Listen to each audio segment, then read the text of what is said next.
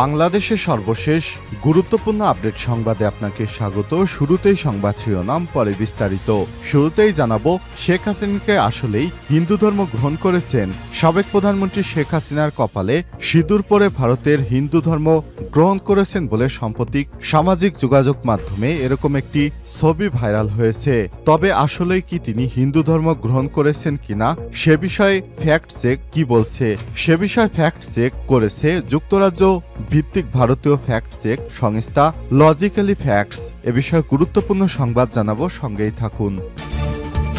এরপর জানাবো, বাংলাদেশের ৭৯ জন জেলে নাবিক সহ ২টি জাহাজ ধরে নিয়ে গেছে ভারতীয় কোস্টগার্ড। বাংলাদেশের সমুদ্র সীমা থেকে ৭৯ জেলে ও নাবিক সহ বাংলাদেশি ২টি মাছ ধরা জাহাজ ধরে নিয়ে গেছে ভারতীয় কোস্টগার্ড। জাহাজ ২টি হল এমভি মেঘনা ৫ এবং এমভি লায়লা ২। বিষয়টি নিশ্চিত করেছেন সামুদ্রিক মৎস্য দপ্তর। এবারে জানাবো, আরিফ সোহেলের উপর হামলার প্রতিবাদে জাবিতে মশাল মিছিল। বৈষম্যবিরোধী ছাত্র আন্দোলনের কেন্দ্রীয় সদস্য সচিব আরিফ সোহেল সহ অন্যান্যদের উপর নৃশংস হামলার প্রতিবাদে ও বিচারের দাবিতে জাবিতে মশাল মিছিল করেছে জাহাঙ্গীরনগর বিশ্ববিদ্যালয়ের জাবি শিক্ষার্থীরা। এদিকে ঢাকার সঙ্গে সম্পর্ক বাড়াতে কাজ করবে নয়াদিল্লি, বললেন ভারতের পররাষ্ট্র সচিব। নয়াদিল্লি ও বাংলাদেশের অন্তর্বর্তীকালীন সরকারের সঙ্গে সম্পর্ক উন্নয়নে এবং দুই প্রতিবেশীদের মধ্যে এই সম্পর্ক জোরদার, সম্মিলিত ও সমন্বিত প্রচেষ্টায় আগ্রহী বলে জানিয়েছে ঢাকায় সফররত ভারতের পররাষ্ট্র সচিব বিক্রম মিশ্রি। এদিকে চসিকের ২ কাউন্সিলর সহ ৭৬ জনের বিরুদ্ধে মামলা। চট্টগ্রামে সিটি কর্পোরেশন চসিক আওয়ামীপন্থী ২ কাউন্সিলর সহ ৭৬ জনের বিরুদ্ধে আদালতে মামলা হয়েছে। চট্টগ্রাম মেট্রোপলিটন ম্যাজিস্ট্রেট ১ আবু বকর সিদ্দিকীর আদালতে বাদী হয়ে মামলাটি করেন শিবলি নোমান নামে এক যুবদল নেতা।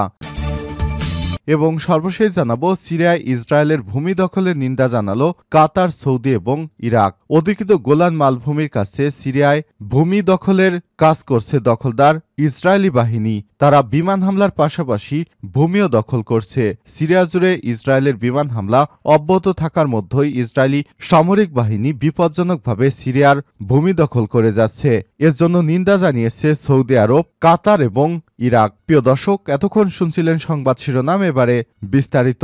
তবে তার আগে বন্ধুরা, অনুরোধ থাকবে এই সংবাদটিতে একটি লাইক দিন। এই চ্যানেলে আপনি নতুন হয়ে থাকলে আমাদের সংবাদটি দেখতে দেখতে চ্যানেলটি সাবস্ক্রাইব করে রাখুন। কমেন্ট করে বন্ধুরা আপনার মূল্যবান মতামত জানিয়ে দিন আপনি বিশ্বের কোন দেশ থেকে বা বাংলাদেশের কোন স্থান থেকে আমাদের সংবাদটি দেখছেন এবং শুনছেন। এবারে বিস্তারিত। শেখ হাসিনা কি আসলেই হিন্দু ধর্ম গ্রহণ করেছেন?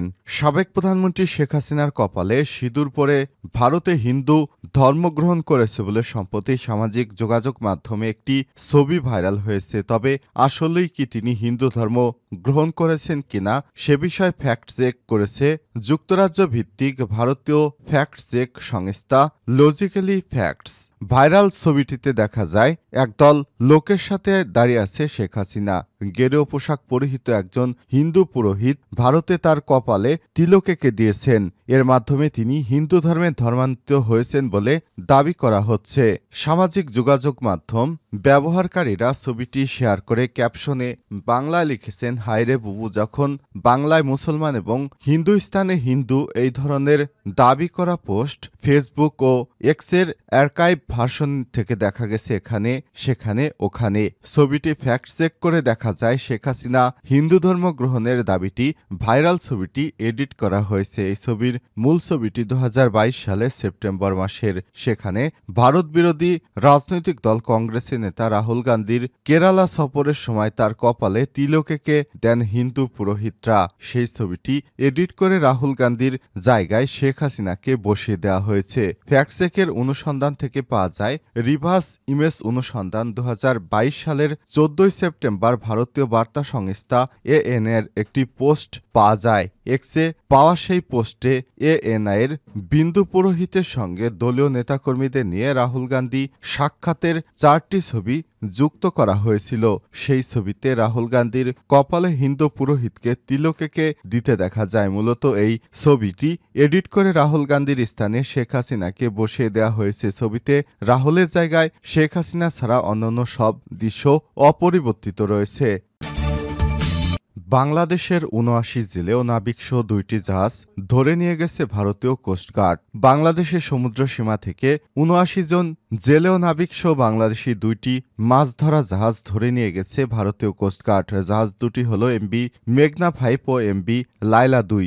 বিষয়টি নিশ্চিত করেছে সামুদ্রিক মৎস্য দপ্তর। কর্মকর্তারা জানায় জাহাজ দুটির মালিকপক্ষ চিঠি দিয়ে তাদেরকে ঘটনাটি অবহিত করেছে। জানানো হয়, খুলনা অঞ্চলে সাগরে মাছ ধরার সময় সোমবার ৯ ডিসেম্বর ভারতের জলসীমা থেকে ৩৭ নাবিকসহ এমবি ৫ ও ৪২ জন এমবি লায়লা ২কে ধরে নিয়ে যায় ভারতীয় কোস্টগার্ড। তবে কী কারণে ট্রলারগুলোকে ধরে নেওয়া হয়েছে তা এখনও জানা যায়নি। নৌপরিবহন অধিদপ্তরের মহাপরিচালক কমোডোর মাকসুদুর আলম জানিয়েছেন, তিনি বিষয়টি জেনেছেন, খতিয়ে দেখে ব্যবস্থা গ্রহণ করা হচ্ছে।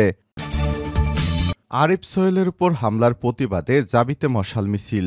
বৈষম্যবিরোধী ছাত্র আন্দোলনের কেন্দ্রীয় সদস্য সচিব আরিফ সোহেল সহ অন্যান্যদের উপর নৃশংস হামলার প্রতিবাদে ও বিচারের দাবিতে মশাল মিছিল করেছে জাহাঙ্গীরনগর বিশ্ববিদ্যালয় জাবির শিক্ষার্থীরা। সোমবার ৯ ডিসেম্বর বিশ্ববিদ্যালয় বটতলা এলাকা থেকে মিছিলটি শুরু হয়ে বিভিন্ন গুরুত্বপূর্ণ সড়ক প্রদক্ষিণ করে পুনরায় বটতলা এসে শেষ হয়। মিছিল শেষে বৈষম্যবিরোধী ছাত্র আন্দোলনের সিনিয়র যুগ্ম আহ্বায়ক ইমরান শাহরিয়ার সঞ্চালনায় বক্তারা বক্তব্য রাখেন।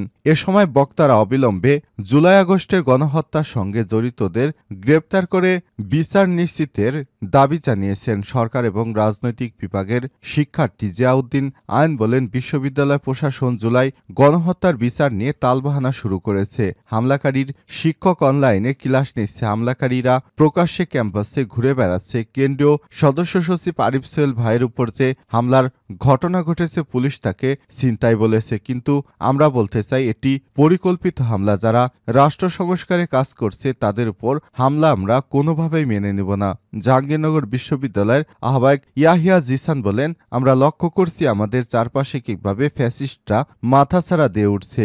যেসব প্রশাসনের লোক আমাদের ভাইদের আহত করেছে, শহীদ করেছে, তারা এখনো কিভাবে প্রশাসনে থাকে। তাদেরকে কেবল বদলি করা হয়েছে, খুনের শাস্তি কি বদলি হতে পারে? সমাপনী বক্তব্যে বৈষম্যবিরোধী ছাত্র আন্দোলনের সদস্য সচিব তৌহিদ শ্যাম বলেন, আরিফ সোহেলের উপর হামলা এবং আইনকে হুমকি কোনো বিচ্ছিন্ন ঘটনা নয়, এগুলো একই সূত্রে গাথা। এর কারণে হলো গণ অভ্যুত্থানের ৪ মাস পেরিয়ে গেল ফ্যাসিস্ট তাদের দোসরদের বিচারের মুখোমুখি না করা। বিভিন্নভাবে আওয়ামী লীগকে পুনর্বাসন করা হচ্ছে। অবিলম্বে সারা দেশে যৌথ বাহিনীর সাঁড়াশি অভিযানের মাধ্যমে আমি ফ্যাসিস্টদের দোসরদের গ্রেপ্তার করে বিচারের মুখোমুখি করতে হবে। ফ্যাসিস্টদের সুবিধাভোগী সবাইকে বিচারে আওতায় আনতে হবে। ঢাকার সঙ্গে সম্পর্ক বাড়াতে কাজ করবে নয়াদিল্লি, বললেন ভারতের পররাষ্ট্র সচিব। নয়াদিল্লি বাংলাদেশের অন্তর্বর্তীকালীন সরকারের সঙ্গে সম্পর্ক উন্নয়নে এবং দুই প্রতিবেশীর মধ্যকার সম্পর্ক জোরদারে সম্মিলিত এবং সমন্বিত প্রচেষ্টায় আগ্রহী বলে জানিয়েছে ঢাকায় সফররত ভারতের পররাষ্ট্র সচিব বিক্রম মিস্ত্রি। সোমবার ৯ ডিসেম্বর রাষ্ট্রীয় অতিথি ভবন যমুনায় প্রধান উপদেষ্টার অধ্যাপক ড মোহাম্মদ ইউনূসের সঙ্গে এক বৈঠকে সব কথা জানান তিনি। ভারতের পররাষ্ট্র সচিব বলেন, সম্পর্ক বাড়ানো ছাড়া দ্বিতীয় কোনো চিন্তা নেই। আমরা এটাকে উভয় দেশের জন্যই লাভজনক হিসেবে দেখি। পারস্পরিক স্বার্থের বিষয় আলোচনার বিষয় মিস্ত্রি আরও বলেন, আমরা যেখানে ছিলাম সেখান থেকেই আবার শুরু করতে চাই। প্রায় ৪০ মিনিটের ওই বৈঠকে সংখ্যালঘু ইস্যু, অপতথ্য প্রচার, ক্ষমতাচ্যুত স্বৈরশাসক শেখ হাসিনার ভারতে অবস্থান, আঞ্চলিক সহযোগিতা এবং জুলাই আগস্টে গণ অভ্যুত্থান নিয়ে আলোচনা করা হয়েছে। ভারতের পররাষ্ট্র সচিব বলেন, বাংলাদেশের সঙ্গে ভারতের সম্পর্ক অত্যন্ত